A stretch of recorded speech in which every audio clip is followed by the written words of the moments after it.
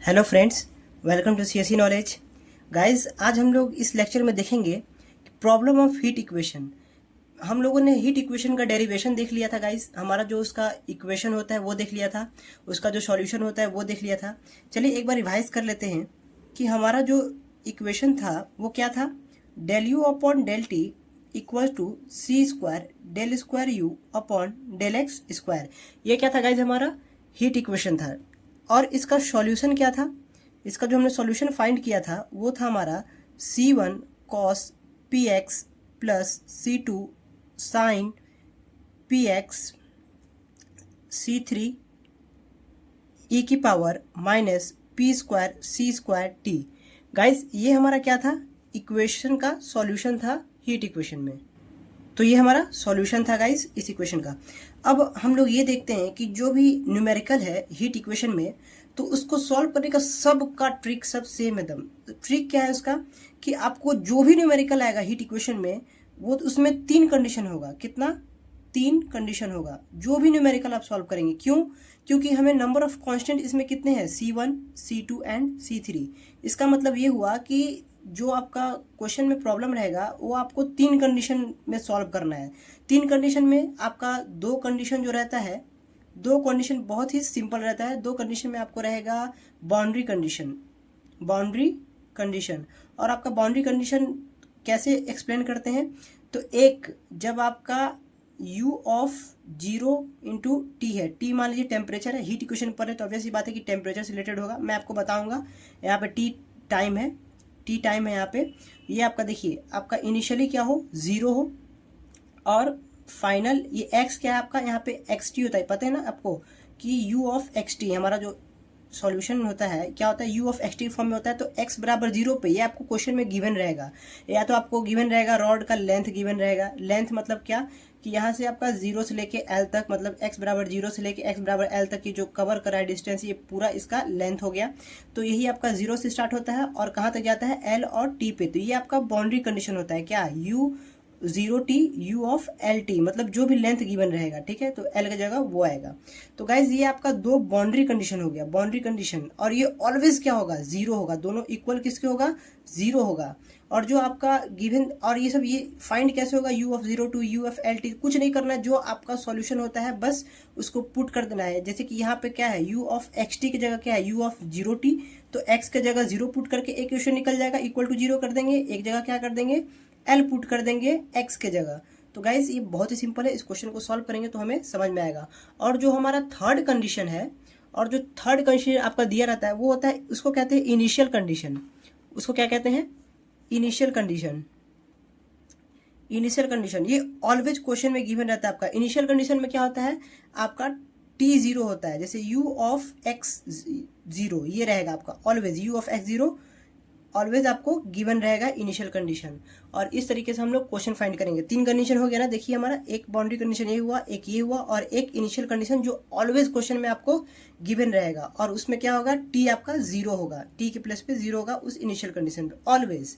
चलिए गाइस, तो अब हम लोग क्या करते हैं? इस न्यूमेरिकल को सॉल्व करते हैं। तो गाइस देखिए, क्वेश्चन क्या है। A rod of length l, एक रॉड है जिसका लेंथ l है, with insulated sides, is initially at a uniform temperature. Uniform temperature कहने का मतलब हो गया कि हर पोजीशन पे टेम्परेचर कैसा है? सबका सेम है। वो क्या है? U naught. Its end are suddenly cool to 0 degree Celsius. जो आपका एंड है रॉड का, कितने हो गया? 0 डिग्री सेल्सियस पे हो गया। End are kept at that temperature, और उसी टेम्परेचर पे अब फिक्स हो गया। अब कह रहा है कि find the temperature function u of x T. अब आपको क्या फाइंड करना है? Temperature function u of x T. तो देखिए गाइस, इस क्वेश्चन से हमें क्या पता चला कि जो आपका, देखिए मैंने कहा था ना कि आपका बाउंड्री कंडीशन जैसे 2 है, एक कहाँ से कहाँ तक जाएगा? आपका रॉड ऑफ लेंथ क्या दिया? l दिया। इट मीन्स आपको पता चल गया कि जो हमारा रॉड है वो l लेंथ का है। इट मीन्स कि आपका x बराबर 0 से कहाँ तक जा रहा है? x बराबर l तक जाएगा। ये इसका डिस्टेंस कवर होगा, आपका जो रॉड हो जाएगा। तो आपको पता चल गया कि आपका इनिशियल कंडीशन एक क्या हो जाएगा? 0, t। एक हो जाएगा आपका l, t। जैसे आपको जो मैंने कंडीशन समझाया एकदम सेम हो जाएगा। इस क्वेश्चन पे वो वैलिड हो रहा है पूरी तरह से। और मैंने कहा था थर्ड कंडीशन जो है वो क्या होता है? जो इनिशियली हुआ वो आपको क्वेश्चन में ऑलवेज दिया रहेगा। तो ये क्या है? इनिशियली दिया हुआ है at a uniform temperature u not. तो इट मीन्स कि आपका u नॉट कॉमा क्या आ जाएगा? एक 0 आ जाएगा। तो मतलब आपको मतलब कि इसमें x, 0 आपका क्या होगा u नॉट के बराबर होगा। आपका t 0 हो जाएगा इनिशियल कंडीशन पे, और x रहेगा x, 0 क्या हो जाएगा इक्वल टू u नॉट। तो ये आपका 3 कंडीशन बनेगा इसमें। और अब इसको सॉल्व करने के लिए क्या करते हैं, सबसे पहले हम लिखेंगे कि the 1D heat wave equation 1D heat wave equation is, क्या था हमारा गाइस, याद करिए, ये है हमारा del u upon del t equals to c square del square u upon del x square and its solution. सबसे पहले ये लिखेंगे एंड इट्स सॉल्यूशन। कोई भी आपका क्वेश्चन रहे सबसे पहले इसका इक्वेशन लिखिए, उसके बाद उसका सॉल्यूशन लिखिए। सॉल्यूशन हमने क्या निकाला था गाइस डेरिवेशन में, u of x t equals to c1 cos px plus c2 sin px c3 e की पावर माइनस सी स्क्वायर पी स्क्वायर टी। ये आपका क्या है, सॉल्यूशन है 1D हीट वेव इक्वेशन का। अब हम क्या करेंगे गाइस, ये हमारा इक्वेशन हो गया। अब क्या करते हैं कि जो हमारा गिवन बाउंड्री कंडीशन है, हमारा गिवन बाउंड्री कंडीशन इज क्या है, एक हमारा है जब 0 से स्टार्ट हो u ऑफ 0, t क्या होता है गाइस, आपको बताया था मैंने 0 होता है, जो कि किसके बराबर होता है u ऑफ एल टी। मतलब इट मीन्स दैट कि 0 से l के लिए दोनों के लिए इनिशियल बाउंड्री कंडीशन क्या होता है, 0 होता है, जो कंडीशन बाउंड्री की होती है। उसके बाद आपका क्वेश्चन में गिवन क्या है, इनिशियल कंडीशन देखिए, इनिशियली एट अ टेम्परेचर कितना है, u नॉट है।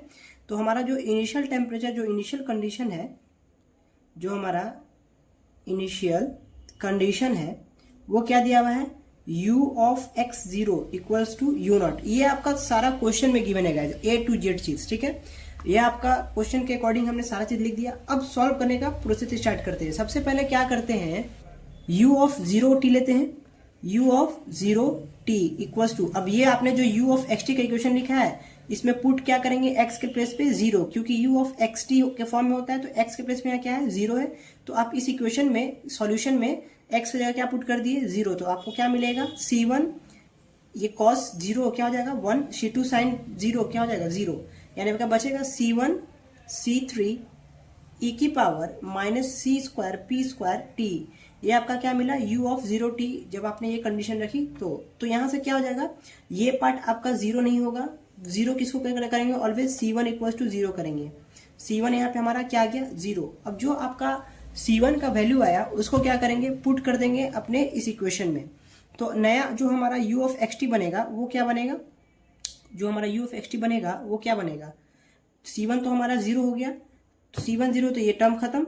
अब क्या बचा, c2 sine px c3 e की power minus C square P square T. It means that इसको क्या कह सकते हैं, c2 c3 e की पावर माइनस सी square P square T sine px। ये आपके क्या निकला, u ऑफ xt। कब, जब आपने x 0 लिया तो आपका u ऑफ xt निकला। नाउ अब क्या करेंगे, अब आपने 0 से t तो लगा दिया, अब क्या करेंगे l से t, 0 का काम हो गया। अब ये वाला कंडीशन अप्लाई कर देंगे तो क्या हो जाएगा, now u of l t equal to 0। दोनों इनिशियल कंडीशन क्या होता है, दोनों आपका जो बाउंड्री कंडीशन होता है वो क्या होता है, 0 के इक्वल होता है। तो आपका अब u ऑफ एल टी क्या हो जाएगा, x की जगह पे क्या पुट करिए, जो आपका x है वहां पे क्या पुट कर देंगे, l पुट कर देंगे, तो क्या हो जाएगा c2 c3 e की power minus C square P square T sine pl equals to 0।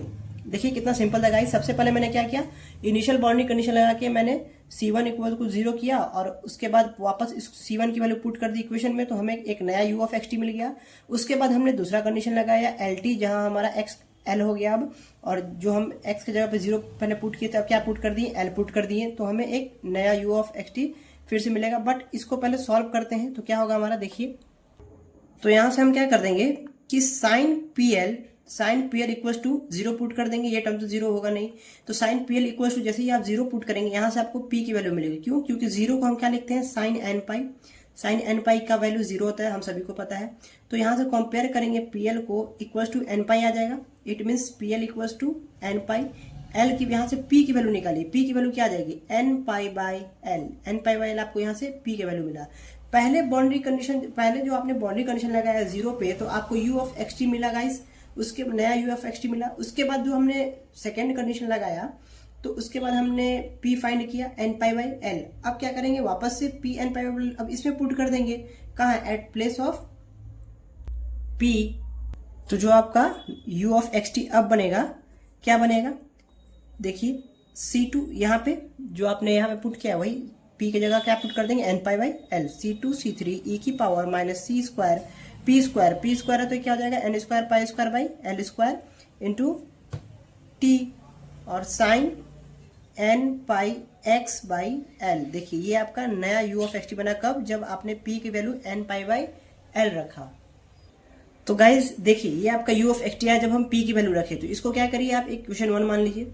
अब क्या करते हैं कि मैंने आपको बताया था कि 3 कंडीशन होता है, 2 हम अप्लाई कर चुके हैं। एक को C1 0 करके हमने u ऑफ एक्स टी निकाला, दूसरा क्या किया, p की वैल्यू फाइंड किया दूसरे इक्वेशन से, जब हमने l रखा, जो मतलब लास्ट दिया था x इक्वल टू l, तो हमारा क्या निकला, p के वैल्यू निकला। p के वैल्यू जब जैसे ही हमारा निकला, एक नया u ऑफ एक्स टी फिर से हमको मिला। अब क्या करते हैं गाइस, जब दोनों के सप्लाई हो गया बाउंड्री, तो अब हमारे पास कौन सा बचा है, इनिशियल कंडीशन बचा। तो क्या करेंगे, अप्लाई इनिशियल कंडीशन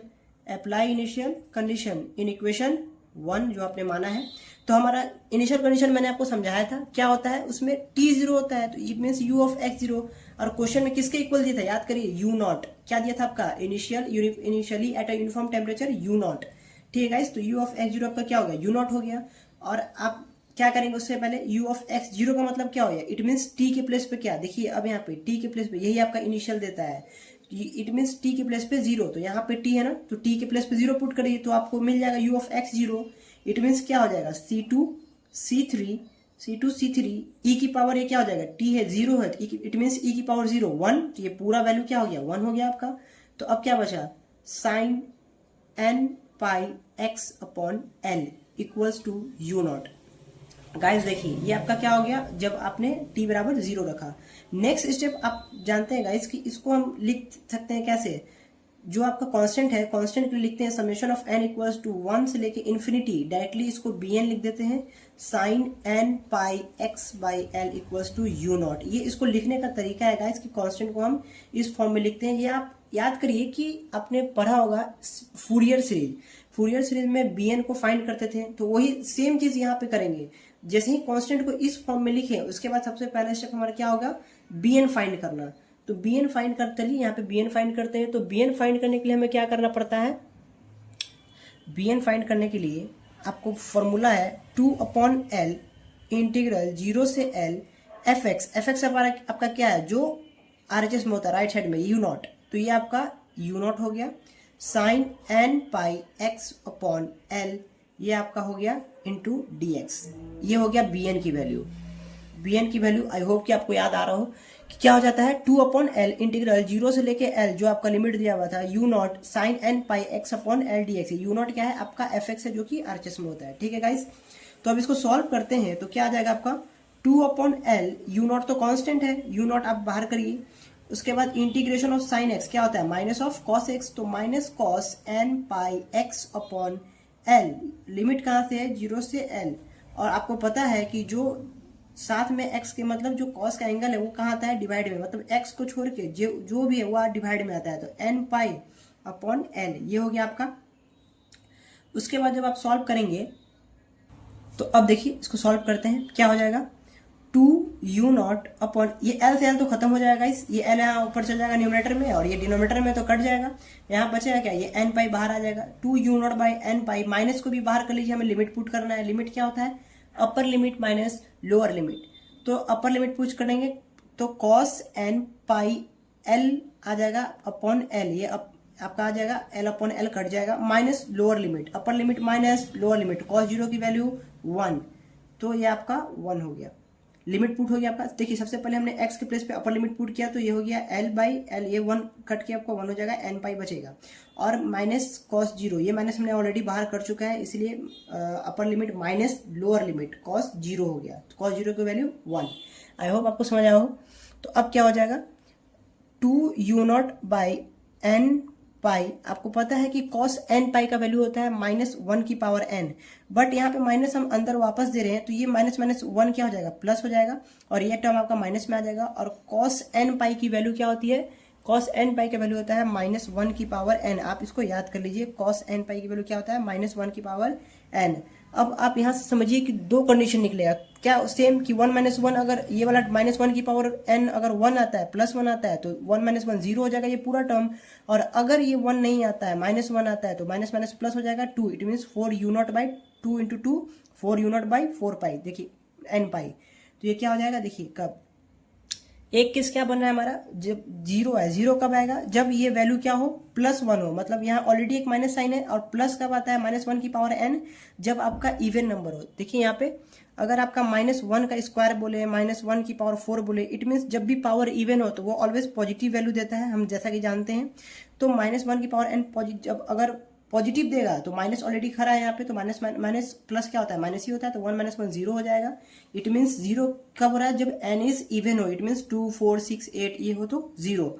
और अगर 1 0 नहीं हो रहा है तो ऑब्वियसली बात है कि -1 होगा। इट मीन्स तो क्या हो जाएगा, 1 माइनस माइनस प्लस, यानी 1 + 1 2 2 2 = 4।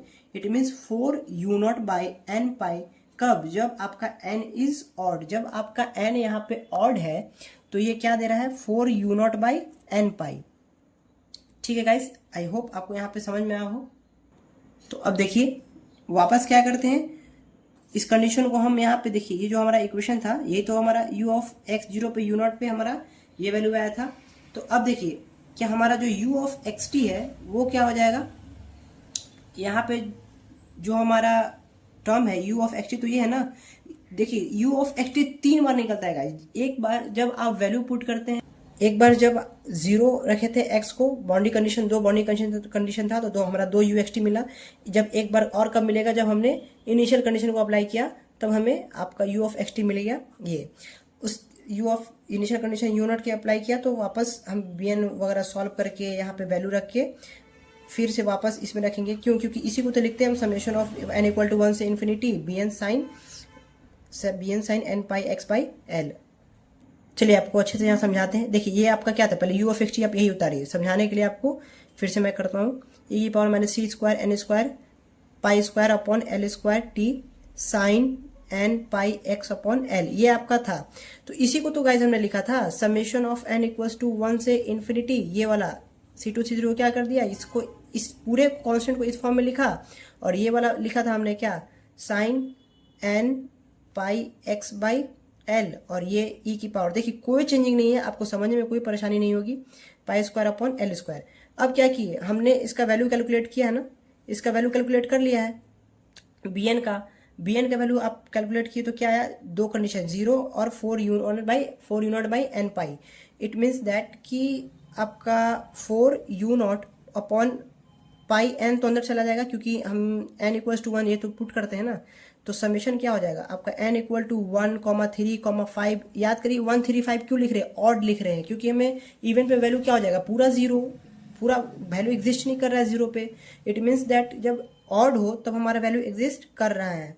तो यहाँ से कहाँ तक, इन्फिनिटी तक। 1/n 4u0/n पाई, तो n अंदर आ गया क्योंकि n की वैल्यू है जो पुट करना पड़ता है। और ये क्या हो जाएगा, sin n पाई x/l e की पावर -c² n² π² t/l²। देखिए आप, आई होप आपको समझ में आ रहा हो। उसके बाद क्या करते हैं कि यहाँ पे इसको आंसर को मतलब एक्यूरेट करने के लिए, मतलब जैसे कि यहाँ पे n किसके लिए वैलिड है, सिर्फ ऑड के लिए, तो हम मान लेते हैं कि यहाँ पे समेशन ऑफ n की जगह क्या मान लेते हैं, m मान लेते हैं, m = 1 और इन्फिनिटी, ताकि ये दिखाने के लिए कि ये जो n है ये सिर्फ ऑड के लिए वैलिड है। तो n को कन्वर्ट कर देते हैं 2m - 1।